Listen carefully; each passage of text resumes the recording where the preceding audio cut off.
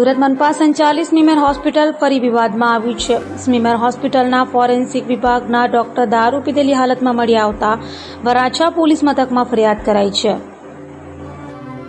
સુરત મહાનગરપાલિકા સંચાલિત સ્મીમેર હોસ્પિટલ ફરી વિવાદમાં આવી છે। સ્મીમેરના ડીન દ્વારા સરપ્રાઇઝ ચેકિંગ કરતા મામલો સામે આવ્યો હતો, જેમાં સ્મીમેર હોસ્પિટલના ફોરેન્સિક વિભાગના ડોક્ટર પીજી હોસ્ટેલમાં પોતાના રૂમમાં પીધેલા મળ્યા હતા। ડોક્ટર મૃગેન્દ્રસિંહ પ્રતાપસિંહ નલવાયા પીધેલી હાલતમાં મળી આવતા તેમને ચેક કરાતા આંખો લાલચોળ તથા મોઢે દારૂની વાસ આવતા આ મામલે વરાછા પોલીસ મથકમાં ફરિયાદ કરાઈ હતી, જેને લઈ સ્મીમેર હોસ્પિટલમાં ચાલતી લાલિયાવાડી ફરી એકવાર ઉજાગર થઈ છે।